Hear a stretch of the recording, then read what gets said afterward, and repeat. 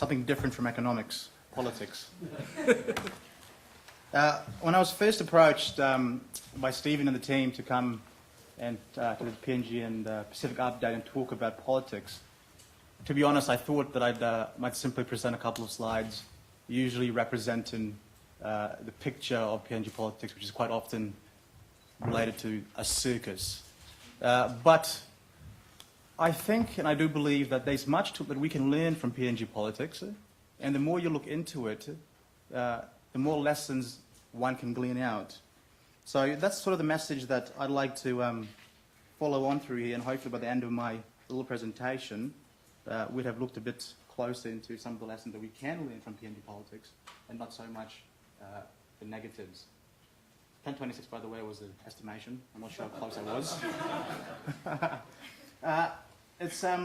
It's quite difficult to generate an overview or a presentation on the theme of PNG politics for an audience such as yourselves, because for one, the topic of PNG politics is varied in terms of its depth, and also your understanding as an audience of the different issues to do with Papua New Guinea as a nation, social, political, economic, may vary as well.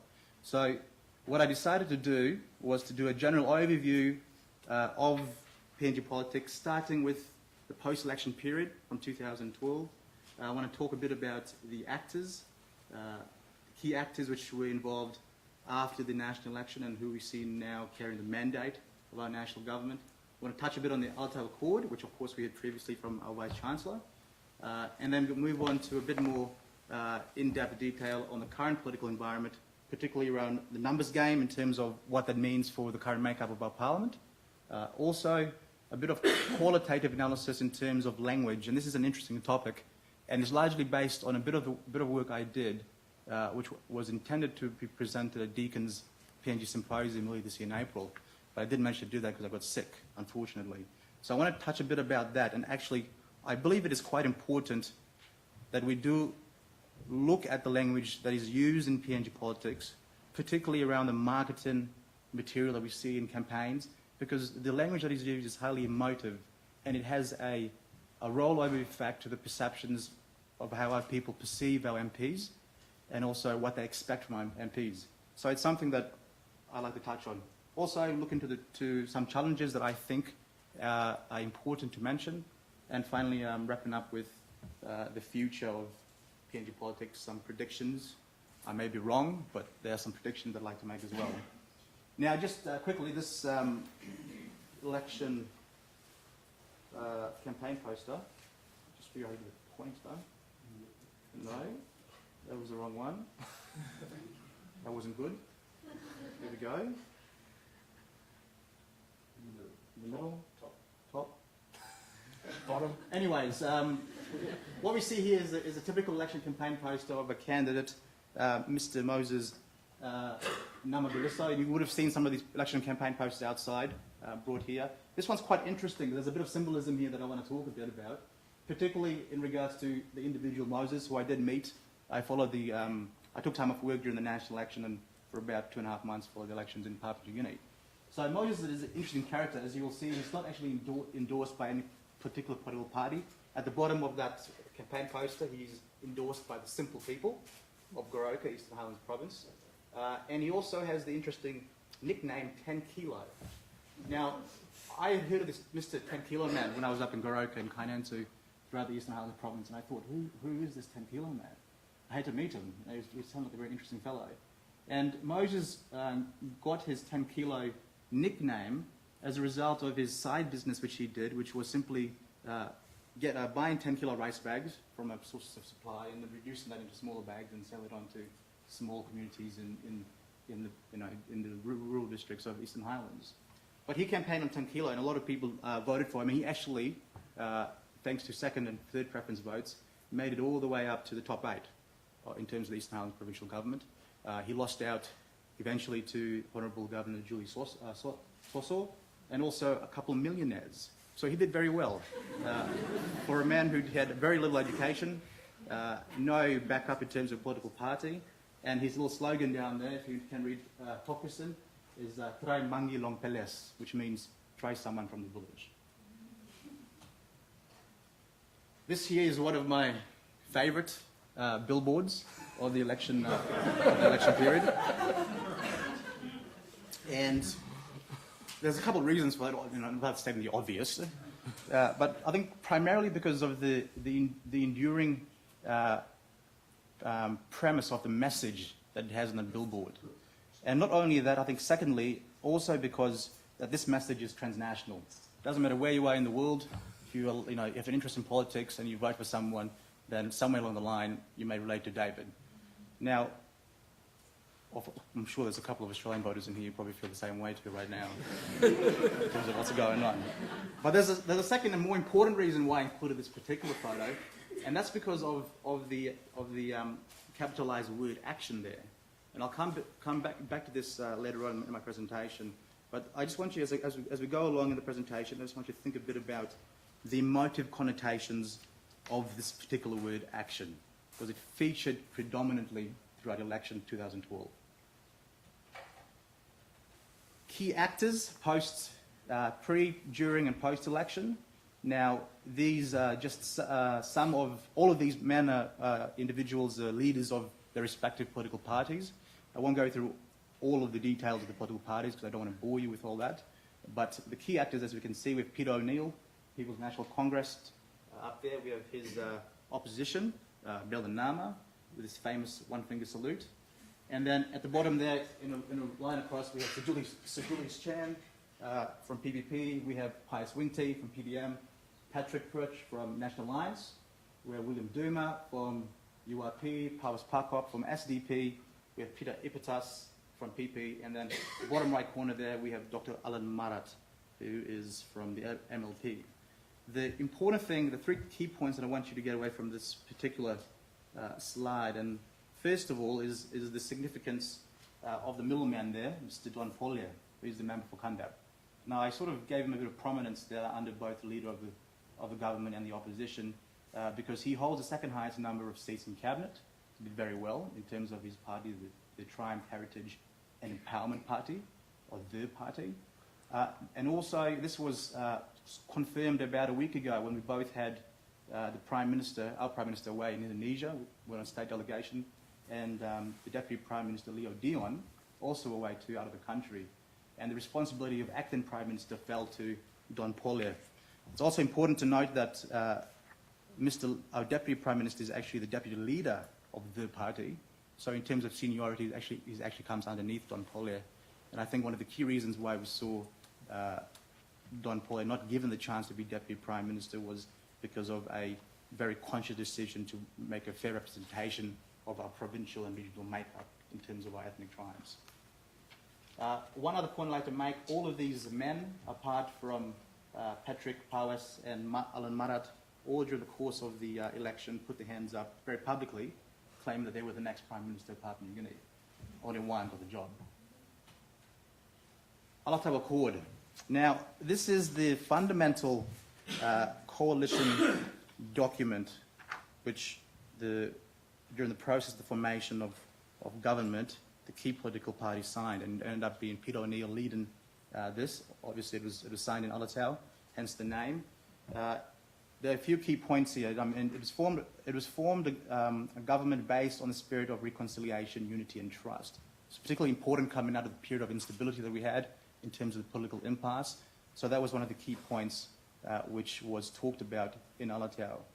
They allocated the ministries at a ratio of 3:1, therefore after taking into account gender, provincial, and regional representation. All partners agreed and committed to serve in a full term of 5 years. Now, this particular line has been involved in previous accords and have been committed to in full. So it'll be interesting to see, particularly over the course of the next 4 years, how exactly the signatories to that accord will follow through with their commitment. And finally, the last point there, PM has the prerogative to discipline other ministers. He has the prerogative. He hasn't yet done that. He probably should have by now. There's a couple of ministers who have been misbehaving, but that is something that is yet to be seen. A key point on this is that I actually haven't seen the Alatau Accord. I'll be interested to see if, Vice Chancellor, you have actually seen it, because as far as I know, it's a bit of a mythical document, a bit about the a bit like the election petition that was apparently circulated in Canberra in Parliament there a couple of days ago. But it's a document which I did push hard to get, particularly when I was doing some consultation with IHS Janes, and to much no avail, couldn't find it. But it is an important document in terms of the founding of the government and where we go from now. Briefly, a look at the numbers. And I mean, some of you will be well aware of what's going on. But I would like to highlight particularly the situation. Right after the election finished, Peter O'Neill from the PNC won 27 seats. Belanama, his main contender, the opposition, sorry, to the Prime Minister seat, he won 8 seats. After they bargained and bribed and possibly barricaded other winning MPs in different rooms, the numbers that they had was 45 in Peter O'Neill's coalition, and Belanama managed to get 23. As of now, the number that we see now in PNC is 75, and PNG party is 5. The important thing to note here is that the PNC is the primary party in government, and the PNG party is the primary party in the opposition. And in fact, our total number of MPs in our opposition right now is at 6. I think it is at 6, which is a bit of a problem, because not only is another state the obvious in terms of accountability issues on the floor of Parliament, maintaining control from the executive, but not very many people know this, but constitutionally, Belanama is now restricted in terms of producing a vote of no confidence as a result of his lack of numbers. You need 1/10 of Parliament to present a vote of no confidence. He doesn't have the numbers. He may be able to have the numbers in the future, I don't know. But at the moment, it's not possible for the opposition to table the vote of no confidence in Parliament. The key issue here is the increase in power of the executive. And for those of you who were here earlier this week, you would have heard Grant Harrison talk a bit about his experience in PNG with the Centre for Democratic Institution, I do believe. He had a very good visual representation of the diminishing legislator overview of the executive power held by our executive.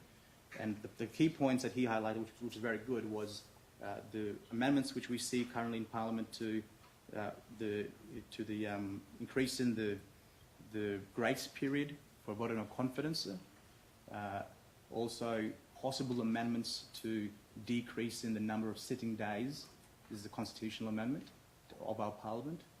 And also increase in the number of weeks required for a vote of no confidence if tabled to be tabled. At the moment, it sits at 1 week, I do believe. There's a current amendment proposing that to increase that period from 1 week to 2, 3, I don't know how many weeks. So the whole intent is that the current executive in PNG is very powerful compared to the other two arms, separation of powers, and it is a great concern, particularly as our own representatives in Parliament voted quite almost unanimously, in fact, in supporting the extension of the vote of no confidence period, which was befuddling, but they did that. So in effect, they've actually voted to reduce their own influence on Parliament and their own ability to check our executive. Now on to language and the word action. And this is a bit of qualitative analysis I'd like to just touch on, and particularly if you were at the Deakin Symposium, it was very interesting to hear a number of presentations from Papua New Guineans who had come down to Deakin and talk a bit about the change in labelling of leadership, the leadership types that we see in PNG, and what I like to call PNG 2.0 speech. You know, we all know, we've all heard about Melanesia, big man, but to be honest, that's probably the concept of the big man is still present and will always be present, I believe. But we are seeing an evolution of descriptions and the categorizing of silos of types of leadership in PNG, focused on particular tribes, segments, demographics. So, for example, we've got, you know, boss man, leader man, sawe man, chief. Chief's a good one. I always make the joke that our logo hood, our national award system, which is called the Logo Awards, gives the title chief and grand chief. And I've always thought that we'll eventually come to the point where we'll need some sort of differentiation and maybe have a new award called the Chief of Chiefs or the Chief of Grand Chiefs. That's a little joke. Deni is also another one, ex-governor. Now this is a very common one, and up here I've got a photo of the original action governor. And the reason why he is the original is because coming from being the governor of the Anga province, there's very limited resources in terms of his provincial capability. So he's now in his fifth term of parliament. So he's been around. This will be his 20th year in parliament. And one of his key goals while being the member for Anga was to invest in human capital, and he's done it very well. He's done it exceptionally well, and we already seen the results. A lot of our peers coming through university are from Anga, young people. They already increasing their influence in terms of getting better paid jobs in Papua New Guinea and elsewhere as well. But this is where the term action governor came from, in the fact of being someone who does something that presents, an action which people recognize. In other words, something tangible, something that people can see, touch, feel, appreciate, understand, and can directly associate as a result of them giving their vote to an individual in Parliament. Action governor has been, the term has also now part of the vocabulary in Tokpisin, action governor, and the bottom right there I have another term there, action nalia. So we've gone from English to Tokpisin, and we've gone now to traditional local languages. Nalia is a word from the local Simbu and Jiwaka language. It simply means man or mangi in Tokpisin, or boy. It just means an action man in their language. And action nalia in particular is an interesting term because it was self-given to the former member for North Wagi, Benjamin Moole. And if you go to Jiwaka and Simbu, you will know very well that he called himself Action Nalia, or the man who was an action man. But he changed that name in the election. He called a press conference, and I was there at the press conference. It was in the middle of buns in Jiwaka, nothing but coffee trees around. And he called this press conference, and he asked the media to stop calling him Action Nalia and to call him a new name, ATM. True story. It happened. I was there. And it was reported widely in the PNG media, and I mean, obviously, connotations with an ATM and a member of parliament. I think about 6 months, but 2 months after that, he was arrested for bribery. Not surprising there. And he didn't win back his seat. So I'm not sure what he's doing now. The thing that I really want to get into, I guess, the gist of the language is that when we talk about, for example, the word action was the most common word in election marketing in 2012. Everybody was using this word action, action, action. And it creates a perception and almost an expectation amongst our people that the reason why they are voting for their representative in Parliament is so that they can gain something back from them. And it's not a new concept. I mean, it's very visible in PNG politics and also Melanesian politics for that matter. But what this creates is that it promotes an MP mentality of being project managers, because the fundamental reason, if they want to get back or hold onto the seat in the next election, they need to convince their electorate that they've done something. And the best or the most efficient way to do that in Papua New Guinea is to deliver a tangible product or service or even goods that people appreciate and can associate with you or with him or her as doing so. The thing with this is that one of the problems that the media propagates the myth. And what I mean by that is that it's very often in PNG media you see stories about, for example, I use Peter O'Neill donating 500,000 kina to some charity or cause. So they personalise the political distribution of funds. The money isn't Peter O'Neill's money, it's the state's money. But in the people's perception of how it's presented in the media, and it's never changed, it's been this way for God knows how many years, people have built up an expectation and an understanding that yes, it's his money, he's giving it out to us, and we like him for that. The other way that this myth is propagated throughout society is that MPs take advantage of government funds and associate the image with it. So it's not unusual to see, for example, when I was in Kainantu, there was an ambulance there, and not only did it have the word ambulance, but it had a bigger and larger and brighter photo of the local MP next to it. And there were two of those. And I think one of the more annoying examples that I've come across, and there's been a number of them, for those of you who've downloaded the PNG 2012 national budget, the first thing you will look at as you open up the national budget is a one-page photograph of the Minister for Treasury. Now, I don't know any other country in the world where you would see such a huge visual depiction of the Minister. Sorry. Time's nearly up. Is it? Yeah. Anyways, so the point is that here we go. Here's a good example. This is letter to the editor as of yesterday, I think it was, and just read it. Where's the member for Bowral District, which we have signed contract with him to fight for goods and services in the floor of Parliament and also fulfill his promises. This is verbatim. So we're not talking about an idea that's maybe 10, 15 years old. This is yesterday. It's pervasive in our society. It's still there. I tried to come up with a better way to sort of encapsulate the challenges faced in PNG politics, particularly from a politician perspective.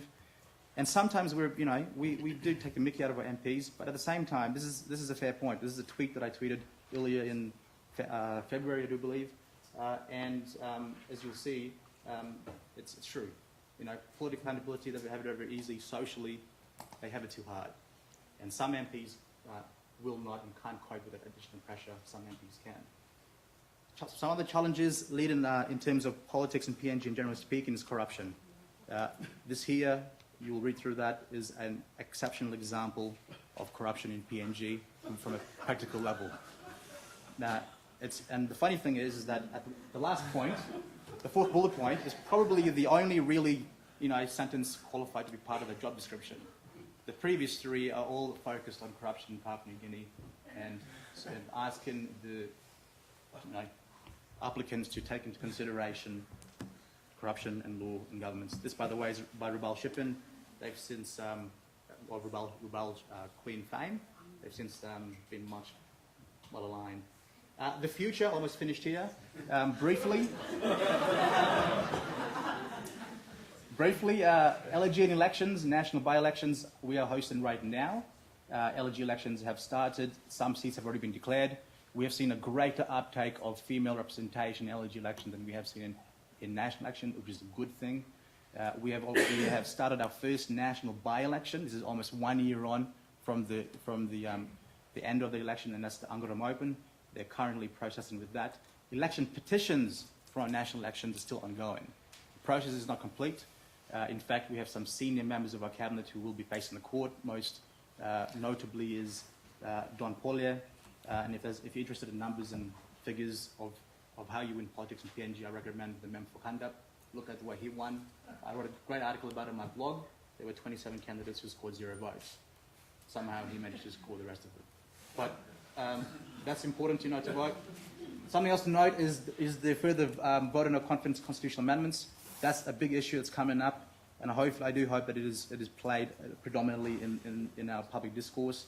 The creation of ICAC is another important point, Independent Commission Against Corruption. We will all be familiar with Mr. Sam Coyne and the task force sweep. The intention, I was talking to Sam a couple of days about this, the intention is for task force sweep to become transitioned into ICAC as a permanent body. That hasn't yet happened. And in addition, Sam hasn't received his promised 20 million kina allocation from the budget yet. So he's operating on a shoestring budget, but he's doing excellent work.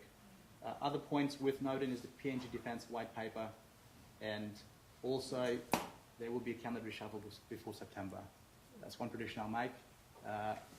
I was expecting it a bit earlier for a couple of reasons. A couple of ministers have been misbehaving, but I think Peter O'Neill has had enough with a number of ministers in key sectors that haven't been delivering.